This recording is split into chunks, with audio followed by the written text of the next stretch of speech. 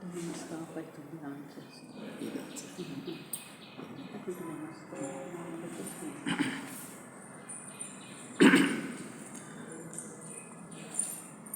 noble thoughts come to us from every side.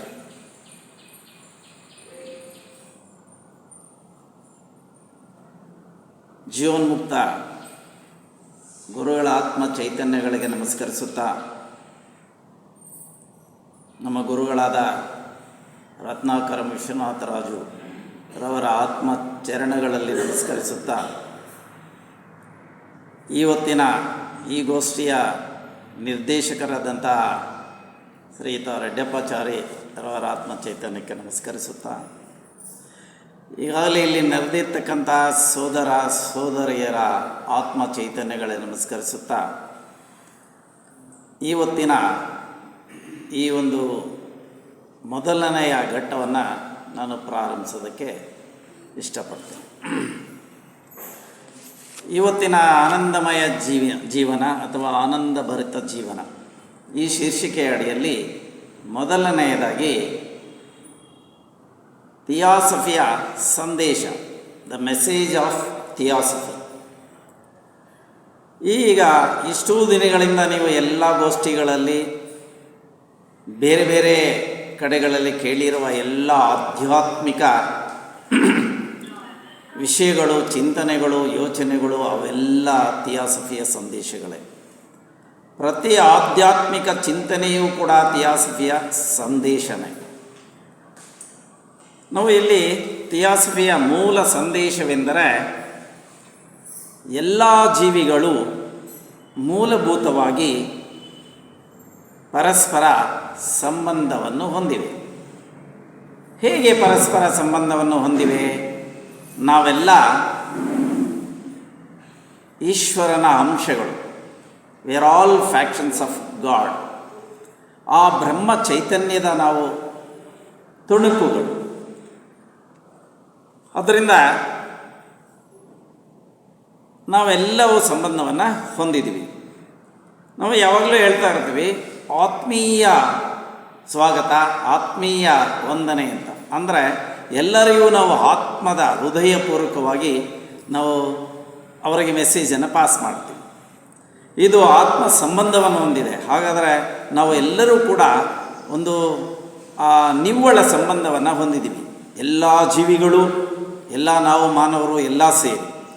ಇದು ಎಲ್ಲ ಮಾನವೀಯತೆಯ ಏಕತೆಯನ್ನು ಸೂಚಿಸುತ್ತದೆ. ಎಲ್ಲ ಮಾನವರು ಏಕತೆಯನ್ನು ಸೂಚಿಸುತ್ತದೆ. ಪ್ರತಿಯೊಂದು ಆತ್ಮವು ಪುನರ್ಜನ್ಮ ಮತ್ತು ಕರ್ಮದ ಮೂಲಕ ವಿಕಾಸ ಹೊಂದುತ್ತದೆ, ವಿಕಸನಗೊಳ್ಳುತ್ತದೆ. ನಾವು ಅನೇಕ ಜನ್ಮಗಳಿಂದ ಅನೇಕ ವಿಷಯಗಳನ್ನು ನಾವು ತಿಳಿದು ನಾವು ಬಂದಿದ್ದೀವಿ. ಈಗ ಇರೋ ಜನ್ಮನೇ ನಮ್ಮದು ಅಲ್ಲ. ಇಂದಿನ ಜನ್ಮದಲ್ಲಿ, ಅದರ ಹಿಂದಿನ ಜನ್ಮದಲ್ಲಿ, ಅದರ ಹಿಂದಿನ ಜನ್ಮದಲ್ಲೂ ಕೂಡ ನಾವು ಅನೇಕ ವಿಷಯಗಳನ್ನು ನಾವು ತಿಳಿದಿರ್ತೀವಿ. ಅವು ಎಲ್ಲವೂ ಕೂಡ ನಮಗೆ ಮುಂದುವರಿತಾ ಬರುತ್ತೆ. ಕರ್ಮದ ಮೂಲಕ ವಿಕಸನಗೊಳ್ಳುತ್ತದೆ ಎಂದು ಒತ್ತಿ ಹೇಳುತ್ತದೆ ನಮ್ಮ ಥಿಯಾಸಫಿ. ಎಲ್ಲ ಪ್ರಮುಖ ಧರ್ಮಗಳ ಆಧಾರವಾಗಿರುವ ಸನಾತನ, ಪ್ರಾಚೀನ, ಸಾರ್ವತ್ರಿಕ ಸತ್ವವನ್ನು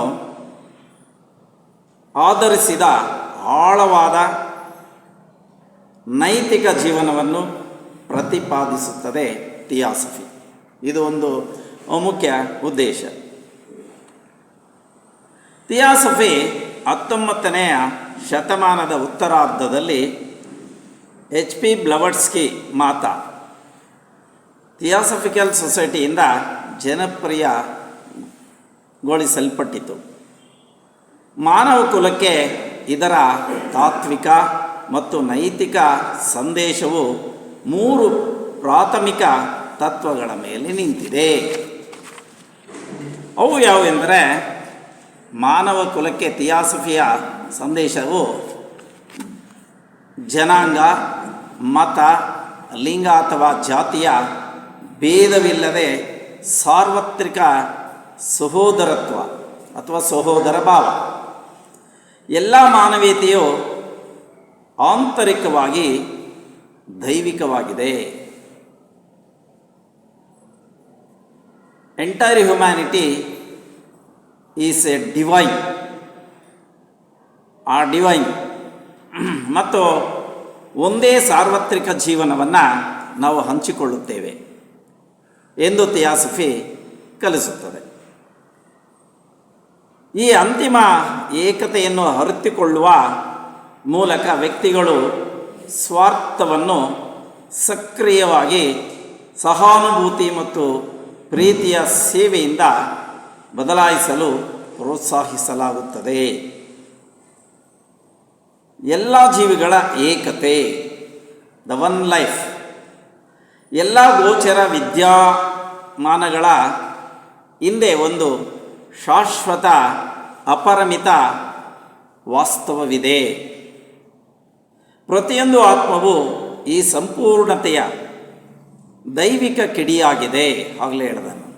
ಅಂದರೆ ಎಲ್ಲ ಜೀವಿಗಳು ಭಗವದ್ ಸ್ವರೂಪವೇ ಆಗಿವೆ.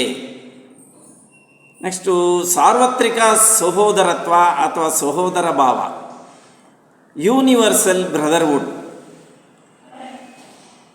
ಧರ್ಮ, ವರ್ಗ ಅಥವಾ ಬಣ್ಣಗಳ ಕೃತಕ ಅಡೆತಡೆಗಳನ್ನು ಹೋಗಲಾಡಿಸುವುದು ಇದರ ಮುಖ್ಯ ಒಂದು ಸಂದೇಶ. ಧರ್ಮ, ವರ್ಗ ಅಥವಾ ಯಾವುದೇ ವರ್ಗ ಆಗಿರ್ಬೋದು, ಯಾವುದೇ ಧರ್ಮ ಆಗಿರ್ಬೋದು, ಅಥವಾ ಯಾವುದೇ ವರ್ಣ ಆಗಿರ್ಬೋದು, ಬಣ್ಣಗಳ ಆಗಿರ್ಬೋದು, ಇದರ ಅಡೆತಡೆಗಳನ್ನು, ಇದರ ಒಂದು ಕುಂದುಕೊರತೆ ಅಂದರೆ ನಮಗೆ ಅಡ್ಡ ಬರುವಂಥದ್ದನ್ನು ನಿವಾರಣೆ ಮಾಡುತ್ತೆ. ಮತ್ತು ನಮ್ಮ ಹಂಚಿಕೆಯ ಆಧ್ಯಾತ್ಮಿಕ ಮೂಲದ ಗುರುತಿಸುವಿಕೆಯಲ್ಲಿ ಮಾನವೀಯತೆಯನ್ನು ಒಂದುಗೂಡಿಸುವುದು. ಹಂಚಿ ಹೋಗಿರತಕ್ಕಂಥ ಮಾನವೀಯತೆಯ ಎಲ್ಲವನ್ನು, ಮಾನವೀಯತೆಯ ಗುಣಗಳನ್ನು ಒಂದುಗೂಡಿಸುತ್ತದೆ. ಥಿಯಾಸಫಿಯ ಪ್ರಾಥಮಿಕ ಗುರಿಯಾಗಿದೆ. ಸಮರಸ ಭಾವನೆಯುಳ್ಳವರಾಗಿ ಸಂಯಮ ಜೀವನ ಅಥವಾ ಸಂಯಮ ಜೀವಿತವನ್ನು ನಡೆಸಿ ಉನ್ನತ ನೀತಿ ನಿಯಮಗಳನ್ನು ಪಾಲಿಸುವುದು. ಆತ್ಮ ಸಂಯಮ, ಸ್ವಪ್ರಯಾಸ ಅತಿ ಮುಖ್ಯ. ಮೂರನೇದು ಕರ್ಮ ಮತ್ತು ಪುನರ್ಜನ್ಮ. ಇಲ್ಲಿ ಕರ್ಮ ಮತ್ತು ಪುನರ್ಜನ್ಮ ಅಂತಂದರೆ ರೀಬರ್ತ್ ಆ್ಯಂಡ್ ಕರ್ಮ. ನಾವು ಪ್ರತಿ ಜನ್ಮದಲ್ಲಿ ಅನೇಕ ಆಧ್ಯಾತ್ಮಿಕ ವಿಷಯಗಳನ್ನು ತಿಳ್ಕೊಂಡು ಮತ್ತೆ ನಮ್ಮ ಕರ್ಮಾನುಸಾರ ಮತ್ತೊಮ್ಮೆ ನಾವು ಹುಟ್ತೀವಿ. ಇದು ಜೀವನವು ಯಾದೃಚ್ಛಿಕವಾಗಿ ಆಕಸ್ಮಿಕದಿಂದ ಆಳಲ್ಪಡುವುದಿಲ್ಲ. ಇದು ಯಾದೃಚ್ಛಿಕ ಅಲ್ಲ. ಹೇಗೆಂದರೆ ಹಾಗೆ ಬರೋದಲ್ಲ. ಅಂದರೆ ನಮ್ಮ ಕರ್ಮಕ್ಕೆ ಅನುಸಾರವಾಗೇ ಬರುತ್ತೆ. ನಾವು ಅಂದ್ಕೊಂಡಾಗೆ ಹಂಗೆ ಬರ್ತೀವಿ ಹಿಂಗೆ ಬರ್ತೀವಿ ಅನ್ನೇನಿಲ್ಲ. ಬದಲಾಗಿ ನೈತಿಕ ಕಾರಣೀಕತೆಯ ನಿಯಮದಿಂದ ಅಥವಾ ಕರ್ಮದಿಂದ ಆಳಲ್ಪಡುತ್ತದೆ.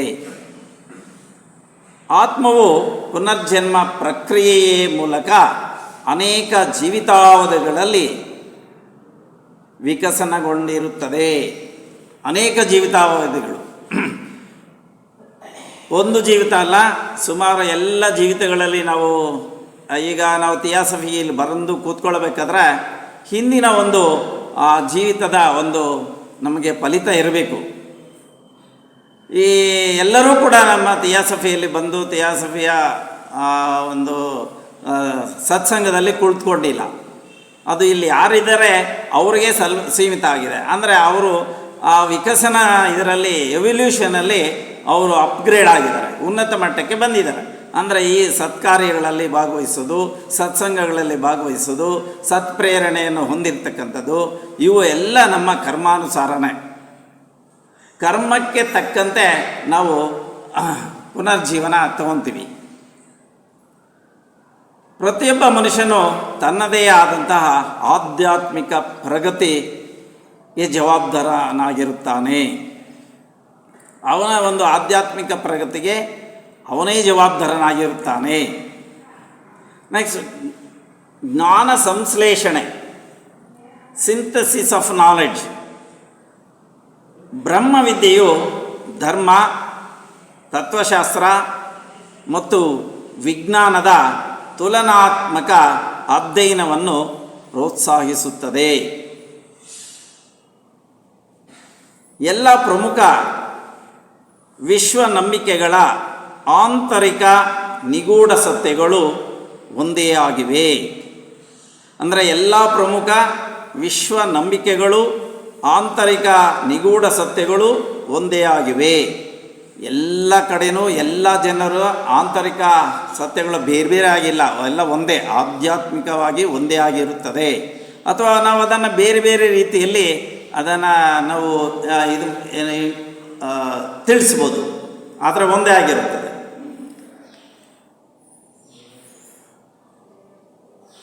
ಮನಸ್ಸಿಲ್ಲದ ಪ್ರಾಚೀನ ಬುದ್ಧಿವಂತಿಕೆಯಿಂದ ಹುಟ್ಟಿ ಅವು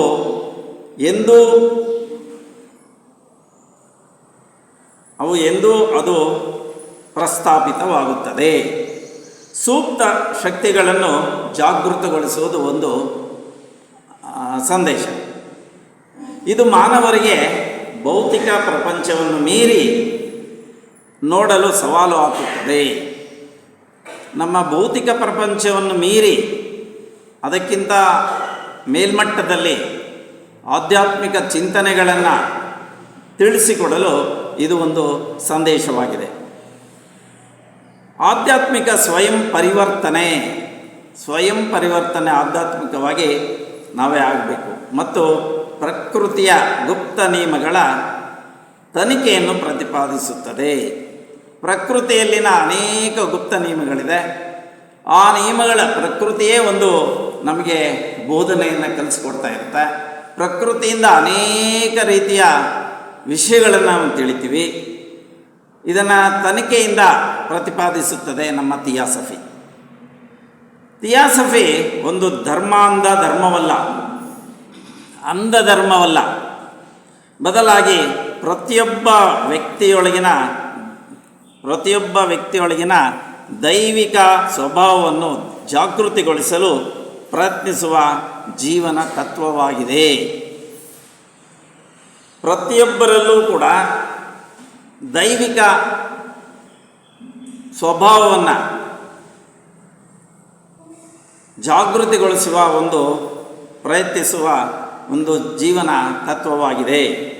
ಇದು ಪರಹಿತ ಚಿಂತನೆ ಮತ್ತು ಸಾರ್ವತ್ರಿಕ ಸದ್ಭಾವನೆಯ ಜೀವನವನ್ನು ಒತ್ತಾಯಿಸುತ್ತದೆ. ಸತ್ಯ ಅಸತ್ಯಗಳನ್ನು ನಾವು ವಿವೇಚಿಸಬೇಕು. ಯೋಚನೆ, ಮಾತು, ಕೆಲಸ ಅಥವಾ ಕ್ರಿಯೆ ಎಲ್ಲದರಲ್ಲಿಯೂ ಪೂರ್ತ ಸತ್ಯವಂತನಾಗಿರುವುದನ್ನು ನಾವು ಕಲಿಯಬೇಕು. ಅಂದರೆ ಸತ್ಯ ಅಸತ್ಯಗಳನ್ನು ನಾವು ವಿವೇಚನೆ ಮಾಡಬೇಕು. ಯೋಚನೆ ಮಾಡಿ ಮಾತು, ಕೆಲಸ, ಕ್ರಿಯೆ ಇವುಗಳಲ್ಲಿ ನಾವು ಸತ್ಯವಂತರಾಗಿರಲೇಬೇಕು. ಪ್ರತಿಯೊಬ್ಬರಲ್ಲಿಯೂ ದೇವರನ್ನು ನೋಡುವಂತಹ ಗುಣ ನಮ್ಮಲ್ಲಿ ಇರಬೇಕು. ಪ್ರತಿಯೊಬ್ಬರಲ್ಲೂ ನಾವು ದೈವಾಂಶ ಇದೆ, ಅವರು ನಮ್ಮಂತೆ. ಅದರಿಂದ ಅದನ್ನು ಪ್ರತಿಯೊಬ್ಬರಲ್ಲಿ ಒಂದು ದೈವಾಂಶವನ್ನು ನೋಡುವಂತಹ ಒಂದು ಗುಣವನ್ನು ನಾವು ಕಲಿಯಬೇಕು. ಯೋಗ ಮಾರ್ಗದಲ್ಲಿ ನಡೆಯುವುದಕ್ಕೆ ಇಚ್ಛಿಸುವನು ಸ್ವಂತವಾಗಿ ಯೋಚಿಸುವುದನ್ನು ಕಲಿಯಬೇಕು. ಈಗ ನಾವು ಏನೋ ಹೇಳ್ತೀವಿ, ಉಪನ್ಯಾಸಕ್ಕೆ ಹೇಳ್ಬಿಟ್ಟು ಅವರ ಹಾಗೆ ನಾವು ಕೇಳಿಕೊಂಡು ಹೋಗಿ ಹಂಗೆ ಇರಬೇಕು ಅಂತ ಅಂದ್ಕೊಳ್ಳೋದೇನಿಲ್ಲ. ನೀವು ಸ್ವಂತ ಯೋಚನೆ ಮಾಡಿ, ಸ್ವಂತ ವಿಮರ್ಶೆ ಮಾಡಿ ಅದನ್ನು ನಾವು ಕಲಿಬೇಕು. ಎಲ್ಲ ಸ್ವಾರ್ಥಯುಕ್ತವಾದ ಆಸೆಯು ಬಂಧಕ. ನಾವು ಸ್ವಾರ್ಥ ಇದ್ದರೆ ಅದು ನಮ್ಮದು ಬಂಧಕವಾಗಿರುತ್ತದೆ. So it is a bond.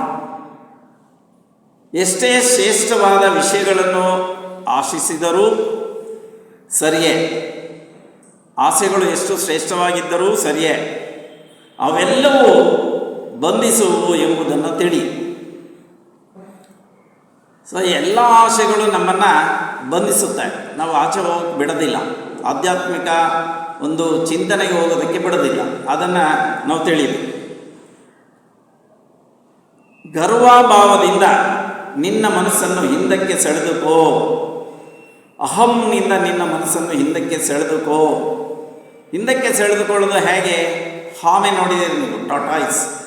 ಅದು ಯಾವುದಾದ್ರೂ ಒಂದು ಅಡ್ಡ ಬಂದರೆ ಅದಕ್ಕೆ ಸೆನ್ಸರಿ ಆರ್ಗನ್ಸ್ ಇರುತ್ತೆ, ಅದು ಒಳಗೆ ತಾನು ಚಿಪ್ಪೆ ಒಳಗೆ ಹೊರಟೋಗುತ್ತೆ. ಹಾಗೆ ನೀನು ಗರ್ವಭಾವದಿಂದ ನಿನ್ನ ಮನಸ್ಸನ್ನು ನೀನು ಹಿಂದಕ್ಕೆ ಸೆಳೆದುಕೋ. ಇನ್ನು ಗರ್ವ ಅಥವಾ ಅಹಂ ಅಜ್ಞಾನದಿಂದ ಉಂಟಾಗೋದು. ಯಾರಲ್ಲಿ ಅಜ್ಞಾನವಿದೆಯೋ ಅವರಲ್ಲಿ ಗರ್ವ ಅಹಂ ಪ್ರೇರಿತವಾಗುತ್ತೆ. ಚೈತನ್ಯವುಳ್ಳ ಅಥವಾ ಚೇತನವುಳ್ಳ ಯಾವ ಪ್ರಾಣಿಗೂ ನೀನು ಹಿಂಸೆಯನ್ನು ಉಂಟು ಮಾಡದಂತೆ ಎಚ್ಚರಿಕೆಯಿಂದ ಇರಬೇಕು. ಈಗ ಚೈತನ್ಯವುಳ್ಳ ಯಾವ ಪ್ರಾಣಿಗೂ ನೀನು ಹಿಂಸೆಯನ್ನು ಉಂಟು ಮಾಡದಂತೆ ಎಚ್ಚರಿಕೆಯನ್ನು ವಹಿಸಬೇಕು. ಯಾಕೆ? ಅವು ಕೂಡ ಪರಬ್ರಹ್ಮನಿಂದ ಸೃಷ್ಟಿಸಲ್ಪಟ್ಟಿದೆ. ಅವು ದೈವತ್ವ ಗುಣಗಳನ್ನು ಹೊಂದಿದೆ. ಯಾವುದೇ ಪ್ರಾಣಿಗೂ ನಾವು ಹಾನಿಯನ್ನು ಉಂಟು ಮಾಡಬಾರದು, ಅದು ಮೊದಲು ತಿಳಿಯಿರಿ. ಸಹಾಯ ಮಾಡುವುದಕ್ಕೆ ಸಮಯ ದೊರೆತರೆ ತಕ್ಷಣ ಸಹಾಯ ಮಾಡು. ಸಹಾಯ ಮಾಡೋದಕ್ಕೆ ನಿಮಗೆ ಒಂದು ಅವಕಾಶ ಸಿಕ್ಕಾದಾಗ ಸಹಾಯವನ್ನು ಮಾಡೋದಕ್ಕೆ ನಾವು ರೆಡಿ ಇರಬೇಕು. ಪಾಪತ್ರಯಗಳು, 3 ಪಾಪಗಳು, ಅವು ನಿಮಗೆ ಈಗಾಗಲೇ ಕೇಳಿರ್ತಿ. ಪರನಿಂದನೆ, ಯಾರನ್ನೂ ನಿಂದಿಸಬಾರ್ದು. ಅವನು ಹೆಚ್ಚು, ಇವನು ಕೀಳು, ಅವನು ಮೇಲು, ಇವನು ಸರಿ ಇಲ್ಲ, ಅವನು ಸರಿ ಇದ್ದಾನೆ ಅಂತ ನಿಂದಿಸೋದು ಬೇಡ. ಪರಹಿಂಸೆ, ಕ್ರೌರ್ಯ, ಹಿಂಸೆಯನ್ನು ಮಾಡಬಾರ್ದು. ಯಾರಿಗೂ ಹಿಂಸೆಯನ್ನು ಮಾಡಬಾರ್ದು. ಅಂದರೆ ಮಾತಾಡೋದರಲ್ಲೂ ಹಿಂಸೆ, ಕಾರ್ಯದಲ್ಲೂ ಹಿಂಸೆ. ನಾವು ಆ ಹಿಂಸೆಯನ್ನು ಅನೇಕ ರೂಪಗಳಲ್ಲಿ ಮಾಡ್ತಾ ಇರ್ತೀವಿ. ಆ ಹಿಂಸೆಯನ್ನು ನಾವು ಮಾಡಬಾರ್ದು.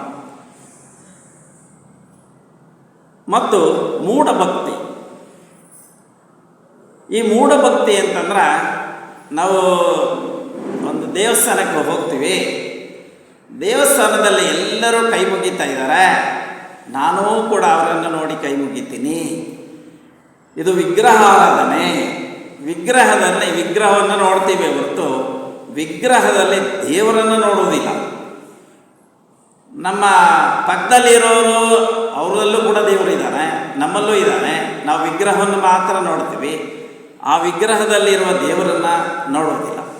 ಹೀಗೆ ಮೂಢ ಭಕ್ತಿ, ಅಂಧಭಕ್ತಿ ಇರಬಾರದು. ಇವು ಮಹಾಪಾಪಗಳು. ಈ 3 ಇವುಗಳಿಂದ ನಾವು ಎಚ್ಚರಿಕೆಯಿಂದ ಇರಬೇಕು. ಮತ್ತು ಇಚ್ಛೆ, ಜ್ಞಾನ ಮತ್ತು ಪ್ರೇಮ ಯೋಗ ಮಾರ್ಗಕ್ಕೆ ಪ್ರಮುಖ ಅಂಶಗಳು. ಇಚ್ಛೆ, ಜ್ಞಾನ, ಪ್ರೇಮ. ಇಚ್ಛೆ ಇದ್ದರೆ ನಾವು ಸತ್ಸಂಗಕ್ಕೆ ಬರ್ತೀವಿ. ಇಚ್ಛೆ ಇಲ್ಲ ಅಂದರೆ ಯಾವುದೋ ಒಂದು ಕುಟ್ಟನೆಪ ಹೇಳಿ ನಾವು ಅವತ್ತು ಬರೋಕ್ಕೆ ಆಗೋದಿಲ್ಲ. ಹಾಗಾದರೆ ನಾವು ನಿರ್ದಿಷ್ಟವಾದ ಇಚ್ಛೆಯನ್ನು ಹೊಂದಿರಲೇಬೇಕು. ಆವಾಗ ನಾವು ಆಧ್ಯಾತ್ಮಿಕ ಚಿಂತನೆನೋ ಎಲ್ಲಿಗಾದರೂ ಹೋಗಬೇಕಾದ್ರೂ ಇಚ್ಛೆಯನ್ನು ಪಟ್ಟು ಹೋಗ್ತೀವಿ. ಜ್ಞಾನ, ಈ ಇಚ್ಛೆ ಇದ್ದಾಗ ಜ್ಞಾನ, ಅಲ್ಲಿ ಹೋಗ್ತೀವಿ, ನಮಗೆ ಜ್ಞಾನ ಸಿಗುತ್ತೆ. ಮತ್ತು ಪ್ರೇಮ, ಎಲ್ಲರನ್ನೂ ಪ್ರೇಮಮಯವಾಗಿ ನೋಡಬೇಕು. ಪ್ರೇಮ ಒಂದಿದ್ದರೆ ನಮಗೆ ಎಲ್ಲವೂ ಸಿಗುತ್ತೆ. ಸೊ ಲವ್ ಆಲ್, ಎಲ್ಲರನ್ನೂ ಪ್ರೇಮಿಸು. ನೀನು ಪ್ರೇಮಿಸ್ತಾ ಇರೋದು ಅವರ ದೇಹವಲ್ಲ, ಅವರ ಭೌತಿಕ ವ್ಯವಸ್ಥೆಯಲ್ಲ, ಅವರ ಆಂತರಿಕವಾದ ಒಂದು ಜ್ಞಾನವನ್ನು, ನೀವು ಆತ್ಮವನ್ನು ಪ್ರೇಮಿಸ್ತಾ ಇದ್ದೀರಿ. ಈ ರೀತಿ ನಾವು ಥಿಯಾಸಫಿ ಎಲ್ಲಿ ತಿಳಿಯಬೇಕು. ಮತ್ತು ಆನಂದ ಪ್ರಾಪ್ತಿಗೆ ಏನು ಮುಖ್ಯ? ಆನಂದ ಆಗಬೇಕು, ನಮಗೆ ಆನಂದ ಸಿಗಬೇಕು. ಹಾಗಾದರೆ ಆನಂದ ಸಿಗಬೇಕಾದ್ರೆ ನಾವು ಎಷ್ಟೋ ತ್ಯಾಗ ಮಾಡಬೇಕು. ತ್ಯಾಗ ಮಾಡುವುದರ ಮೂಲಕ ನಮಗೆ ಆನಂದ ಸಿಗುತ್ತೆ. ಏನೇನು ತ್ಯಾಗ ಮಾಡಬೇಕು? ನಿಷಿದ್ಧ ಕರ್ಮಗಳ ಸಂಪೂರ್ಣ ತ್ಯಾಗ. ನಿಷಿದ್ಧ ಕರ್ಮಗಳಿದೆ ನಮ್ಮಲ್ಲಿ, ಆ ನಿಷಿದ್ಧ ಕರ್ಮಗಳನ್ನು ಸಂಪೂರ್ಣ ತ್ಯಾಗ ಮಾಡಬೇಕು. ಕಳ್ಳತನ, ವ್ಯಭಿಚಾರ, ಸುಳ್ಳು, ಕಪಟ, ಹಠ, ಹಿಂಸೆ ಇತ್ಯಾದಿ ಇವುಗಳನ್ನು ನಾವು ಕಾಯ ವಾಚ ಮನಸ್ಸ ಯಾವ ರೀತಿಯಿಂದಲೂ ಮಾಡಲೇಬಾರದಂಥ ಇವುಗಳನ್ನು ನಾವು ತ್ಯಜಿಸಬೇಕು. ಮತ್ತು ಹಣ, ಮನೆ, ದೊಡ್ಡಸ್ತಿಕೆ, ಪ್ರತಿಷ್ಠೆ ಇತ್ಯಾದಿ ಇವು ಕ್ಷಣಿಕ ಎಂದು ತಿಳಿ. ನಿಮ್ಮ ಎಲ್ಲ ಸುಖ ಸಂತೋಷ ಮನೆಯಿಂದ ಸಿಗುತ್ತೆ, ದೊಡ್ಡಸ್ತಿಕೆಯಿಂದ ಸಿಗುತ್ತೆ, ಪ್ರತಿಷ್ಠೆಯಿಂದ ಸಿಗುತ್ತೆ. ಆದರೆ ಇವುಗಳೆಲ್ಲವನ್ನು ತ್ಯಜಿಸಿ. ಅವು ತಾತ್ಕಾಲಿಕ, ದೋಸ್ ಆರ್ ಆಲ್ ಟೆಂಪರರಿ. ಅದರಿಂದ ನೀವು ಆನಂದ ಸಿಗುವುದಿಲ್ಲ. ತನಗೆ ಕೆಡುಕು ಮಾಡಿದ ಅವರಿಗೆ ಕೆಟ್ಟದನ್ನು ಬಯಸಬೇಡ. ನಮಗೆ ಕೆಡುಕು ಮಾಡಿದರೆ ಇವನಿಗೆ ನಾನು ಸೀಡು ತೀರಿಸ್ಕೊತೀನಿ ಅಂತ ನೀವು ಅವನಿಗೆ ಕೆಡುಕು ಮಾಡಬೇಡ. ಅದನ್ನು ಕ್ಷಮಾಗುಣ ಇರಲಿ ನಮ್ಮಲ್ಲಿ, ಮನಸ್ಸಿನಲ್ಲಿ ಇಟ್ಕೊಳ್ಬಾರ್ದು. ಅದನ್ನು ಅಲ್ಲಿಗೆ ಮರೆತು ಹೋಗಬೇಕು. ಮತ್ತು ಮಾರನೇನ ಸಿಗ್ತಾನೋ ಅವನು ವಿಶ್ ಮಾಡಲಿಲ್ಲ, ಅವನಿಗೆ ಅಜ್ಞಾನ ಇದೆ, ನಮಗೆ ಸ್ವಲ್ಪ ಜ್ಞಾನ ನಾವು ತಿಳ್ಕೊಂಡಿದ್ದೀವಿ, ಅವನಿಗೆ ನಾವೇನು ವಿಶ್ ಮಾಡಬೇಕು. ಆವಾಗ ನಾವು ಒಂದು ಪ್ರೇಮಮಯವಾದ ಒಂದು ವಾತಾವರಣವನ್ನು ನಾವು ಸೃಷ್ಟಿ ಮಾಡ್ಕೊತೀವಿ. ದುರಾಸೆಯನ್ನು ಪೂರ್ಣವಾಗಿ ತ್ಯಾಗ ಮಾಡಬೇಕು. ನಮಗೆ ಆಸೆ ಇರಬೇಕು, ದುರಾಸೆ ಇರಬಾರ್ದು. ಇದನ್ನು ಪೂರ್ಣವಾಗಿ ತ್ಯಾಗ ಮಾಡಬೇಕು.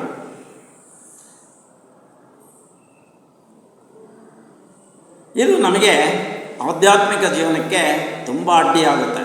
So it is a obstacle our spiritual knowledge. Spiritual ಪಾತ್ಗೆ ಅದು ನಮಗೆ ಅಡ್ಡಿ ಬರುತ್ತೆ. ಸ್ವಾರ್ಥಕ್ಕಾಗಿ ಇತರರಿಂದ ಸೇವೆ ಮಾಡಿಸಿಕೊಳ್ಳಬಾರದು. ನಮ್ಮ ಸ್ವಾರ್ಥಕ್ಕೆ ಅವನು ಏನೋ ಒಂದು ಕೆಲಸ ಮಾಡಿಕೊಡ್ತೀನಿ ಬಾರ ನನ್ನ ಜೊತೆಯಲ್ಲಿ ಅಂತ ಹೇಳ್ತೀವಿ. ಜೊತೆಯಲ್ಲಿ ಬರ್ತಾ ಇರ್ತಾನೆ, ನಾವು ಅವನಿಗೆ ಕೆಲಸನೂ ಮಾಡಿಕೊಡೋದಿಲ್ಲ. ಇವತ್ತು ಮಾಡ್ತೀನಿ, ನಾಳೆ ಮಾಡ್ತೀನಿ, ಇನ್ನೊಂದು ದಿನ ಮಾಡ್ತೀನಿ ಅಂತ ಹೇಳ್ತಾ ಅವನನ್ನು ನಮ್ಮ ಸ್ವಾರ್ಥಕ್ಕೆ ಉಪಯೋಗಿಸಿಕೊಳ್ಳುವುದು ಬೇಡ. ಫಲದ ಇಚ್ಛೆ ಸಂಪೂರ್ಣವಾಗಿ ತ್ಯಾಗ ಮಾಡಬೇಕು. ನಾವು ಕೆಲಸ ಕಾರ್ಯ ಮಾಡಬೇಕು, ಇದರಿಂದ ನಮಗೆ ಫಲಿತ ಸಿಗುತ್ತೆ ಅಂತ ಉದ್ದೇಶದಿಂದ ಕೆಲಸ ಮಾಡಬಾರದು. ಈ ಒಂದು ಆ ಫಲದ ಇಚ್ಛೆ ಸಂಪೂರ್ಣವಾಗಿ ನಾವು ತ್ಯಾಗ ಮಾಡಬೇಕು. ಆಧ್ಯಾತ್ಮಿಕ ಮಾರ್ಗದಲ್ಲಿ ತೀವ್ರ ಪರಿಶ್ರಮ ಇರಬೇಕು. ತೀವ್ರ ಪರಿಶ್ರಮ ಇರಬೇಕು ಅಂದರೆ ನಮ್ಮಲ್ಲಿ ಏನಿರಬಾರದು? ಸೋಮಾರಿತನ ಇರಬಾರದು, ಜಡ ಇರಬಾರದು. ಆ ಸೋಮಾರಿತನವನ್ನು, ಜಡವನ್ನು ನಾವು ತ್ಯಾಗ ಮಾಡಬೇಕು. ಲಾಭ ಹಾನಿಗಳು, ಸುಖ ದುಃಖಗಳನ್ನು ಸಮಾನವಾಗಿ ತಿಳಿ. ಲಾಭ ಬಂದಿದೆ, ಲಾಭ ಬಂದಿಲ್ಲ, ನನಗೆ ಹಾನಿಯಾಗಿದೆ, ನನಗೆ ಸುಖ ಇದೆ, ಸಂತೋಷ ಇದೆ, ದುಃಖ ಇದೆ, ಇವುಗಳೆಲ್ಲವನ್ನು ಸಮಾನವಾಗಿ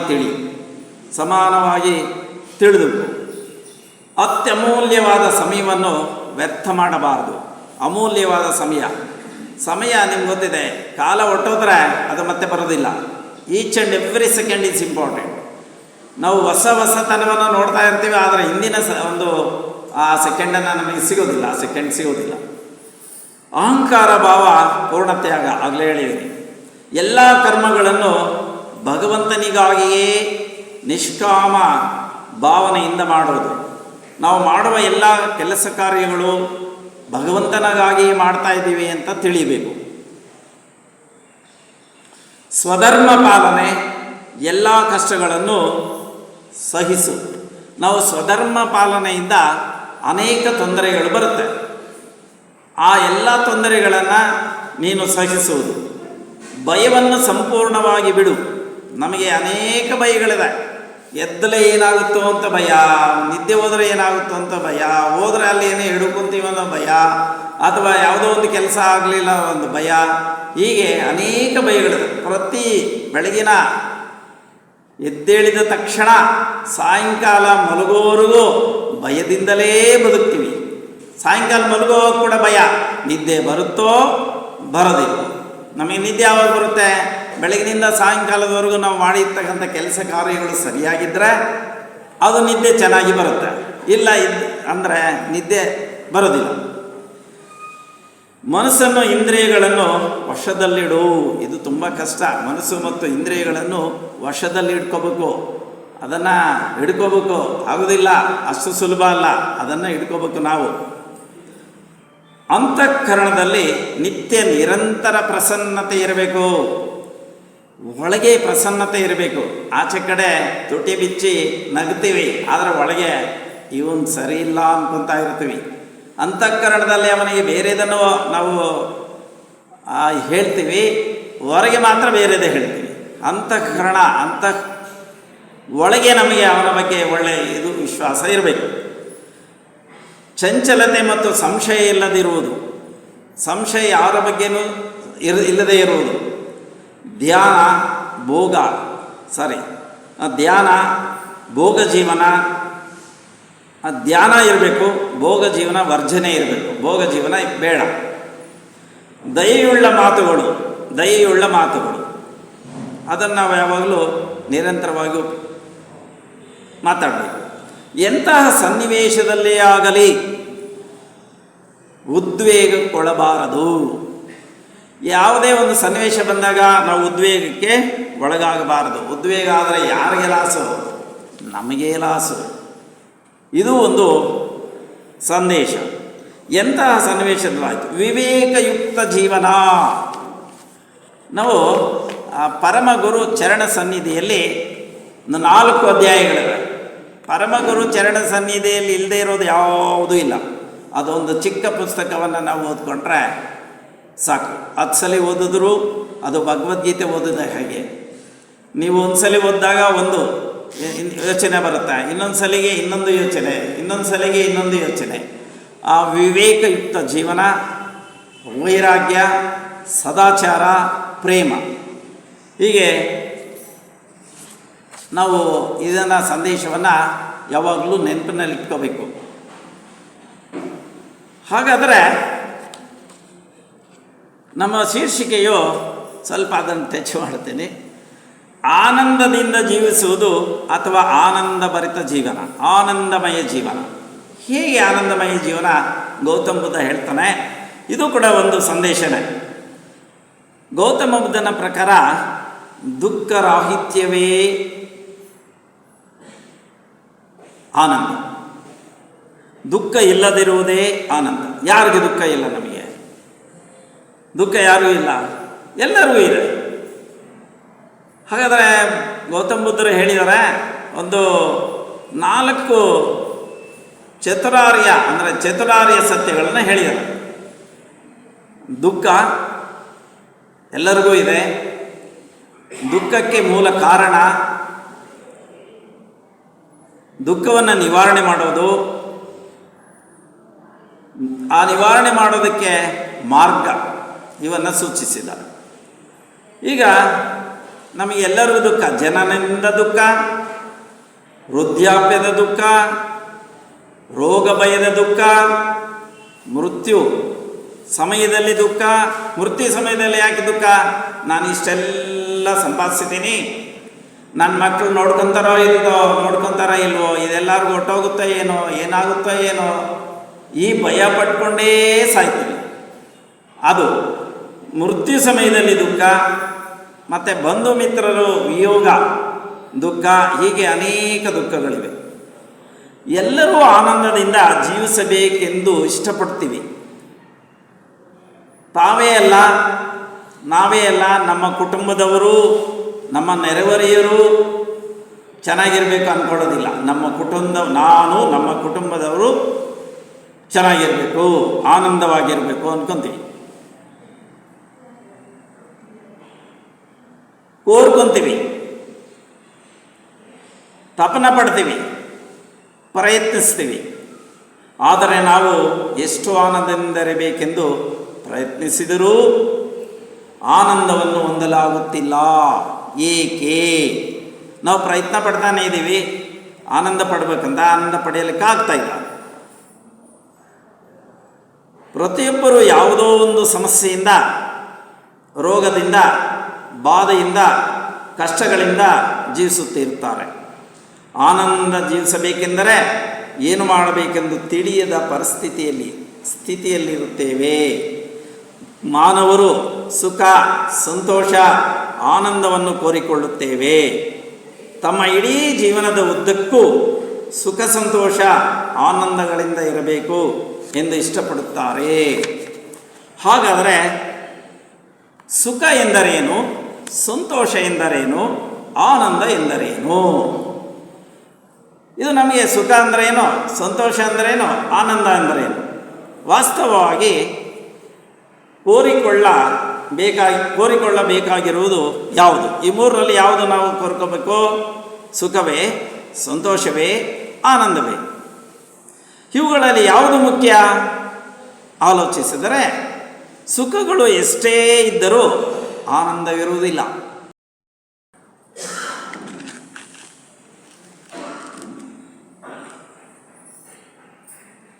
ಹಾಗಾದರೆ ನಾವು ಅಂದುಕೊಂಡಿದ್ದೆಲ್ಲ ನೆರವೇರಿದರೆ ತುಂಬ ಸಂತೋಷವಾಗುತ್ತದೆ.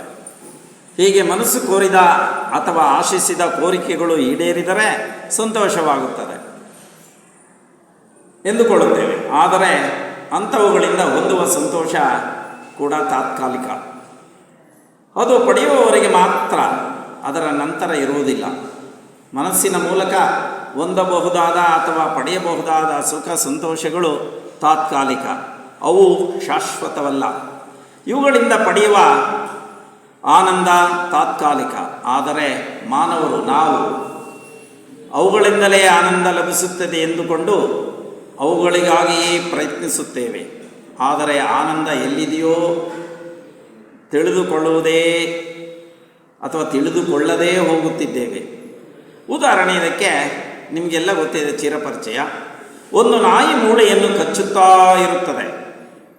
ಅದು ಗಟ್ಟಿಯಾಗಿ ಕಚ್ಚುವುದರಿಂದ ಅದರ ಹಲ್ಲು ಮುರಿದು ರಕ್ತ ಸೋರುತ್ತಾ ಇರುತ್ತದೆ. ಆ ರಕ್ತ ಮೂಳೆಯಿಂದ ಬರುತ್ತಿದೆ ಎಂದು ಭಾವಿಸಿ ಅದು ಆನಂದ ಪಡುತ್ತದೆ. ಆದರೆ ಅದು ಮೂಳೆಯಿಂದ ಬರುತ್ತಿಲ್ಲ. ಎಲ್ಲಿಂದ ಬರ್ತಾ ಇದೆ? ಆ ನಾಯಿಯ ಹಲ್ಲು ಮುರಿದು ಅದರಿಂದ ರಕ್ತಸ್ರಾವ ಆಗ್ತಾ ಇದೆ. ಹಾಗಾದರೆ ಈ ರಕ್ತ ನನಗೆ ಮೂಳೆಯಿಂದ ಬರುತ್ತಾ ಇದೆ ಎಂದು ಅಂದುಕೊಂಡು ಅದು ಆನಂದ ಪಡುತ್ತೆ. ಆದರೆ ನಿಜವಲ್ಲದ ಆನಂದವನ್ನು ನಿಜವೆಂದು ನಾಯಿ ಹೇಗೆ ಅಂದುಕೊಳ್ಳುತ್ತದೆಯೋ ಹಾಗೆ ನಾವು ಕೂಡ ಸುಖ, ಸಂತೋಷಗಳನ್ನೇ ಆನಂದ ಎಂದುಕೊಳ್ಳುತ್ತಿದ್ದೇವೆ.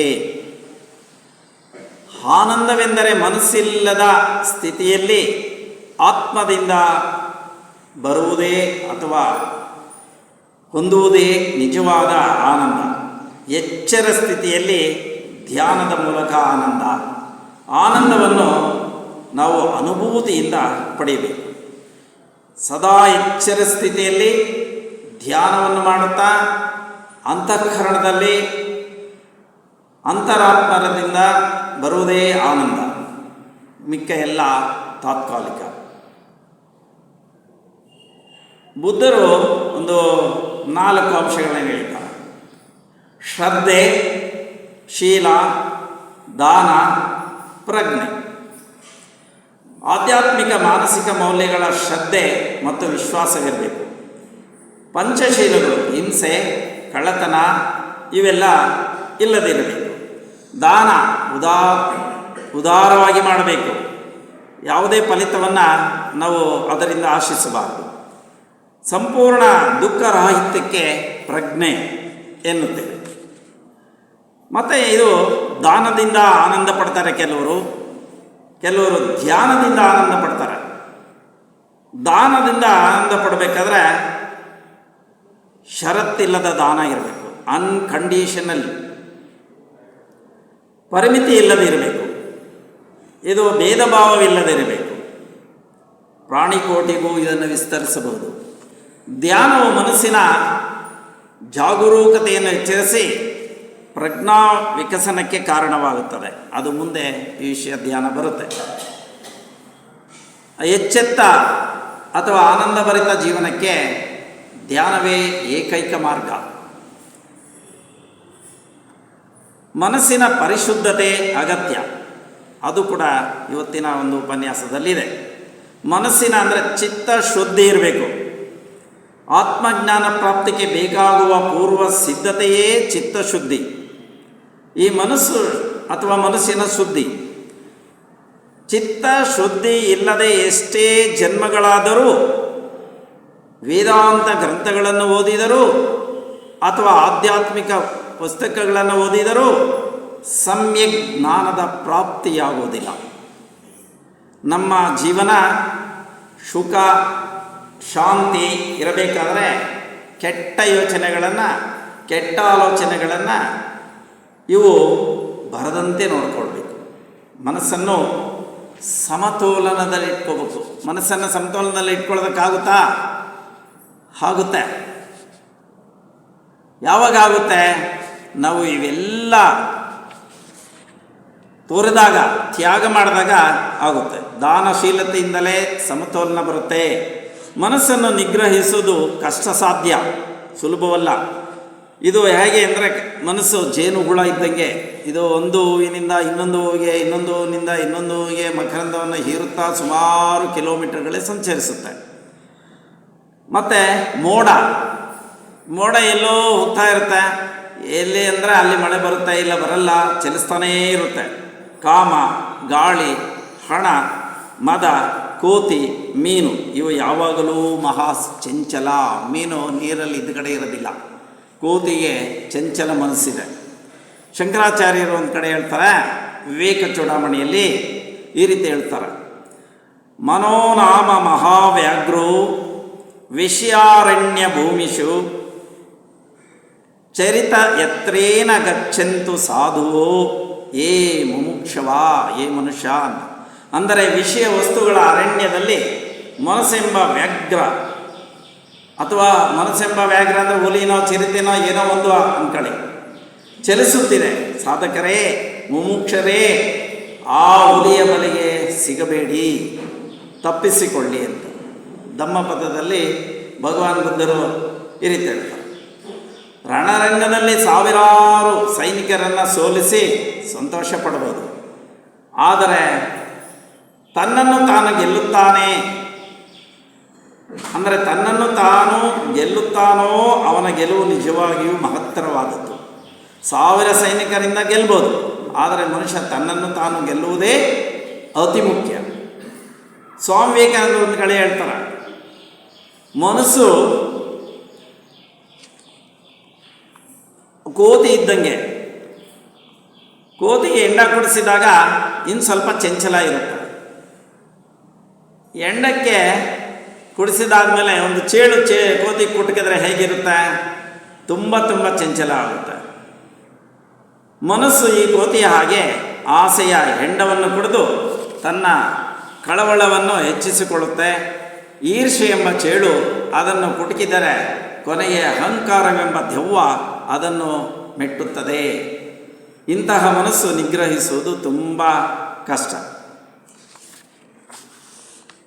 ಮನಸ್ಸಿನ ಮಾಲಿನ್ಯವನ್ನು ಸ್ವಚ್ಛಗೊಳಿಸುವುದು. ಜನರು ಬಾಹ್ಯ ಶುದ್ಧೀಕರಣಕ್ಕೆ ಗಮನ ನೀಡುತ್ತಾರೆ ಹೊರತು ಮನಸ್ಸಿನ ಶುದ್ಧೀಕರಣಕ್ಕೆ ಅಷ್ಟು ಮುಖ್ಯ ಎಂದು ತಿಳಿಯುವುದಿಲ್ಲ.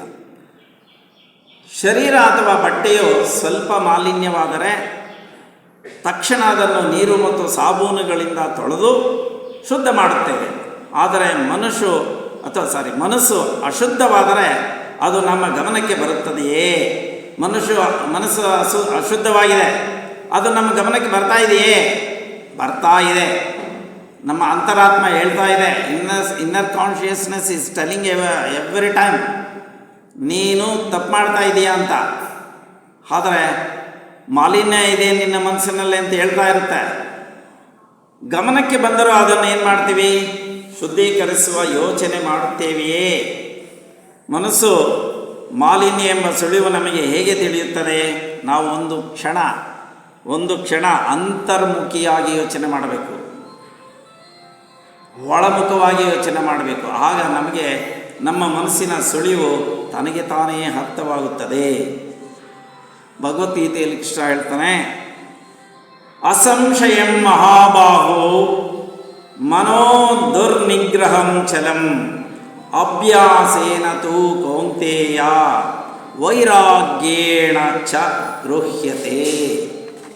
ನಿಸ್ಸಂಶಯವಾಗಿಯೂ ಈ ಮನೋನಿಗ್ರಹ ಎಂಬುದು ತುಂಬ ಕಷ್ಟಕರವಾದದ್ದು. ಆದರೆ ಅಭ್ಯಾಸದಿಂದಲೂ ವೈರಾಗ್ಯದಿಂದಲೂ ಅದನ್ನು ಸಾಧಿಸಬಹುದು. ಇನ್ನೊಂದು ಮನಸ್ಸಿನ ಮಾಲಿನ್ಯಗಳನ್ನು ದೂರವಿಡುವುದು. ಆ ಮನಸ್ಸಿನ ಮಾಲಿನ್ಯಗಳು ಯಾವ್ಯಾವು ನಿಮ್ಗೆ ಗೊತ್ತಿದೆ. ಅಸೂಯೆ, ರಾಗ, ದ್ವೇಷ, ಕ್ರೋಧ, ಭಯ, ಲೋಭ, ಸ್ವಾರ್ಥ, ಅಹಂಕಾರ ತೊಡೆದು ಹಾಕುವುದು. ಸ್ವಾರ್ಥ ಬಿಟ್ಟು ಈಶ್ವರಾರ್ಪಣ ಬುದ್ಧಿಯಿಂದ ಕರ್ಮವನ್ನು ಮಾಡುವುದರಿಂದ ಚಿತ್ತವು ಶುದ್ಧಿಗೊಳ್ಳುತ್ತದೆ. ಅಂತಹ ಕರ್ಮವು ಮುಕ್ತಿಗೆ ಸಾಧನವಾಗುತ್ತದೆ. ರಮಣ ಮಹರ್ಷಿಗಳು ಒಂದು ಕಡೆ ಹೇಳ್ತಾರೆ.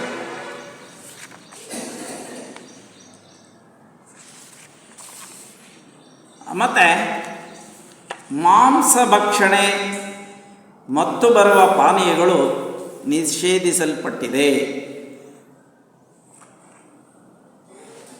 ಪ್ರಾಣಿಗಳನ್ನು ಹಿಂಸಿಸಿ ತಿನ್ನುವುದೆಂದರೆ ಸಹಜೀವಿಗಳ ಸ್ವೇಚ್ಛೆಯನ್ನು, ನಾವು ಅದರ ಆನಂದವನ್ನು ಕಿತ್ತುಕೊಂಡಂತೆ. ಈ ಹಕ್ಕು ನಮಗಿಲ್ಲ. ಎಲ್ಲ ಪ್ರಾಣಿಗಳ ಹಾಗೆ ಭಗವಂತನು ಅಥವಾ ಈಶ್ವರನು ಸೃಷ್ಟಿಸಿದ್ದಾನೆ. ಆತನ ದೃಷ್ಟಿಯಲ್ಲಿ ಜೀವಿಗಳೆಲ್ಲ ಸಮಾನ. ಆದ್ದರಿಂದ ಜೀವ ಹಿಂಸೆ, ಮಾಂಸ ಭಕ್ಷಣೆ ಮಹಾ ಪಾಪವೇ ಹೊರತು ಮದ್ಯಪಾನ ಮಾಡುವುದರಿಂದ ಅಥವಾ ಮಾದಕ ವಸ್ತುಗಳಿಂದ ಸೇವನೆಯು ಅಥವಾ ಸೇವಿಸುವುದು, ಸೇವನೆಯಿಂದ ನಮಗೇನೇನು ಉಂಟಾಗುತ್ತೆ? ಅಶಾಂತಿ, ದುಃಖ, ವ್ಯಸನ, ರೋಗ, ಆರ್ಥಿಕ ಚಿಂತನೆ, ನೋವು, ಹೀಗೆ ಅನೇಕ ತೊಂದರೆಗಳಿಗೆ ತುತ್ತಾಗಿ ಇಡೀ ಜೀವನವೆಲ್ಲ ಅವನು ಕಳೆದುಕೊಳ್ಳುತ್ತಾನೆ.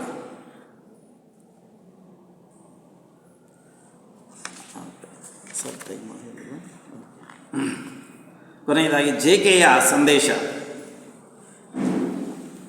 ಜೆ.ಕೆ.ಯವರು ವಿಶ್ವಗುರು ಎಂದರೂ ಅವರು ಒಪ್ಪಲಿಲ್ಲ. ನಾನು ಗುರುವಲ್ಲ, ನನಗೆ ಶಿಷ್ಯರಿಲ್ಲ, ಮನುಷ್ಯನ ದುಃಖವನ್ನು ದೂರ ಮಾಡುವುದೇ ಒಂದು ನನ್ನ ಗುರಿಯಾಗಿದೆ, ನನ್ನ ಕಾಳಜಿಯಾಗಿದೆ. ಮನಸ್ಸಿನ ನಿರಂತರ ಎಚ್ಚೆತ್ತ ಸ್ಥಿತಿಯಲ್ಲಿರಬೇಕು. ನಮ್ಮ ಸಕಲ ದೈಹಿಕ ಮಾನಸಿಕ ವ್ಯಾಪಾರಗಳ ಬಗ್ಗೆ ಎಚ್ಚರದಿಂದ ಇರು. ಕ್ಷಣ ಕ್ಷಣದ ವರ್ತಮಾನದಲ್ಲಿ ನಮ್ಮ ಒಳ ಪ್ರಪಂಚದಲ್ಲಿ ಅಥವಾ ಹೊರ ಪ್ರಪಂಚದಲ್ಲಿ ನಡೆಯುತ್ತಿರುವ ಎಲ್ಲ ವಿದ್ಯಮಾನಗಳನ್ನು ಮತ್ತು ಮನಸ್ಸಿನ ಎಲ್ಲ ರೀತಿಯ ಉದ್ವೇಗ ಗೊಂದಲಗಳನ್ನು ಅವುಗಳಿಂದೆಲ್ಲ ಹೊರಗೆ ನಿಂತು ನಮ್ಮದೆನ್ನುವ ಯಾವ ಆಯ್ಕೆಯ ಆಗ್ರಹಗಳಿಲ್ಲದೆ ತಟಸ್ಥವಾಗಿ ನೋಡುವುದು. ಸದಾ ನಾವು ದಾನ, ಶೀಲ, ತ್ಯಾಗ, ಪ್ರಜ್ಞೆ, ಪ್ರಯತ್ನ, ಸಹನೆ, ಸತ್ಯ, ದೃಢ ನಿಶ್ಚಯ, ಶ್ರದ್ಧಾ, ನಿಸ್ವಾರ್ಥ ಪ್ರೇಮ, ಸಮಚಿತ್ತತೆಯಿಂದಿರಬೇಕು. ಇವು ಬಹಳ ಮುಖ್ಯ. ಪರಿಶುದ್ಧಾತ್ಮರು ಆತ್ಮಾಭಿಮಾನ, ಸುಳ್ಳು, ನಂಬಿಕೆ, ಸಂಶಯ, ದ್ವೇಷ, ಮೋಹ, ಪ್ರಾಪಂಚಿಕ ವಸ್ತುಗಳ ಆಶೆ, ಸ್ವರ್ಗದ ಆಶೆ, ಆತ್ಮ ಪ್ರಶಂಸೆ, ಜಂಬ, ಈ ದೋಷಗಳಿಂದ ಬಿಡುಗಡೆ ಹೊಂದಿದಾಗ ನಿರ್ವಾಣ ಅಂಚಿನಲ್ಲಿ ನಾವು ಎಲ್ಲರೂ ನಿಲ್ಲುತ್ತೇವೆ. ಹೀಗೆ ಜೀವನವನ್ನು ನಾವು ಆನಂದಭರಿತವಾಗಿ ಮಾಡಿಕೊಳ್ಬೋದು. ಈ ಒಂದು ಆ ಉಪನ್ಯಾಸಕ್ಕೆ ಅವಕಾಶ ಮಾಡಿಕೊಟ್ಟ ನಿರ್ದೇಶಕರಿಗೂ ಎಲ್ಲ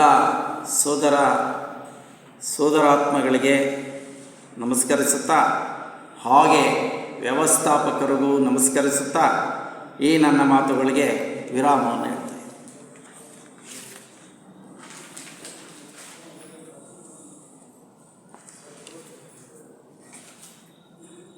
ಸೋದರ ಚೌಡರೆಡ್ಡಿಯವರು ಆತ್ಮೀಯತೆಯ ಬಗ್ಗೆ ಪ್ರಸ್ತಾಪ ಮಾಡಿ, ನಾವೆಲ್ಲ ಆತ್ಮದೃಷ್ಟಿಯಿಂದ ಒಂದೇ ಭಗವಂತನ ಅಂಶಗಳು, ಆದರೆ ಮಾನವೀಯತೆಯ ದೃಷ್ಟಿಯಿಂದ ಸ್ವಲ್ಪ ವ್ಯತ್ಯಾಸಗಳಾಗಿವೆ. ಇದನ್ನು H.V. ಬ್ಲಾವಟ್ಸ್ಕಿ ಅವರಿಗೆ ಹೇಳ್ತಾರೆ, ದೈವದ ದೃಷ್ಟಿಯಿಂದ ಮಾನವರೆಲ್ಲರೂ ದೈವಿಕವಾಗಿ ಒಂದೇ ಮೂಲದಿಂದ ಬಂದಿರುವರು, ಆದರೆ ಮಾನವತೆಯ ದೃಷ್ಟಿಯಿಂದ ಸ್ವಲ್ಪ ವ್ಯತ್ಯಾಸಗಳಾಗಿವೆ. ಅಂದರೆ ಕೆಳಗಿನ ಲೋಕಗಳಿಗೆ ನಾವು ಬರ್ತಾ ಬರ್ತಾ ಸ್ಥೂಲ ಲೋಕಕ್ಕೆ ಬರೋಷ್ಟೊತ್ತಿಗೆ ಆ ಆತ್ಮೀಯತೆ ಕಡಿಮೆಯಾಗಿ ಸ್ವಲ್ಪ ಮಟ್ಟಿಗೆ ನಮಗೂ ಭಗವಂತನಿಗೂ ವ್ಯತ್ಯಾಸಗಳು ಕಾಣಿಸುತ್ತೆ. ಮತ್ತು ನಾವು ಆ ಆತ್ಮತತ್ವವನ್ನು ಅರ್ಥ ಮಾಡಿಕೊಂಡ್ರೆ, ಇವಾಗ ಏನು ಅವ್ರು ಹೇಳಿದರು, ಆತ್ಮ ಸಂಯಮ, ಸ್ವಪ್ರಯತ್ನ, ಪ್ರಾಮಾಣಿಕತೆ, ಆಮೇಲಿಂದ ನಮಗೆ ಈ ದೃಷ್ಟಿಯಲ್ಲಿ ಸಹಕಾರಿಯಾಗಿರ್ತಕ್ಕಂಥ ಪುನರ್ಜನ್ಮ ಮತ್ತು ಕರ್ಮನಿಯಮಗಳನ್ನು ಅರ್ಥ ಮಾಡ್ಕೊಳ್ತಾ ನಾವು ಸಾಧನೆ ಮಾಡೋದಾದರೆ ಮತ್ತೆ ಆ ಆತ್ಮದೃಷ್ಟಿಯನ್ನು ಅರ್ಥ ಮಾಡಿಕೊಂಡು ಭಗವಂತನಲ್ಲಿ ಲೀನವಾಗಬಹುದು ಅಂತಕ್ಕಂಥ ವಿಚಾರವನ್ನು ಏನು ನಮ್ಮ ಬ್ರಹ್ಮಜ್ಞಾನ ಸಮಾಜ ಅಲ್ಲಿನ ಗ್ರಂಥ ರಾಶಿ ಏನೇನು ಬೋಧನೆ ಮಾಡುತ್ತೆ ನಮಗೆ, ಅಷ್ಟು ವಿಷಯಗಳನ್ನು ನಮಗೆ ನಮ್ಮ ಮುಂದಿಟ್ಟಿದ್ದಾರೆ. ಮತ್ತು ಸ್ವಲ್ಪ ಆನಂದ ಭರಿತ ಜೀವನ ಅನ್ನೋದ್ರ ಬಗ್ಗೆನೂ ಒಂದು ಸ್ವಲ್ಪ ಹೆಜ್ಜೆ ಹಾಕಿದ್ದಾರೆ ಒಳಗಡೆಗೆ. ಅದೇನು ಹೇಳಿ ಅದು ಭಾಳ ಮುಖ್ಯವೇ. ಅದರ ಬಗ್ಗೆ ಇನ್ನೊಂದಷ್ಟು ವಿವರವಾಗಿ ಮುಂದೆ ತಿಳ್ಕೊಳ್ಳೋಣ. ಹಾಗಾಗಿ ಇವರು ಇಷ್ಟೊಂದು ವಿಷಯಗಳನ್ನು ನಮಗೆ ತಿಳಿಪಡಿಸಿದ್ದಕ್ಕೆ ನಮ್ಮೆಲ್ಲರ ಪರವಾಗಿ ಅವರಿಗೆ ಧನ್ಯವಾದಗಳನ್ನು ತಿಳಿಸ್ತಾ ಇದ್ದೀನಿ. ಈಗ ವಿರಾಮ. 11:55 ಅಂದರೆ 11:50ಕ್ಕೆ ಒಂದು 5 ನಿಮಿಷ ಮೊದಲೇ ಬಂದು ಎಲ್ಲರೂ ಆಸೀನವಾಗಬೇಕು ಅಂತ ನಾನು ವಿನ್ನವಿಸ್ಕೊಳ್ತಾ ಇದ್ದೇನೆ.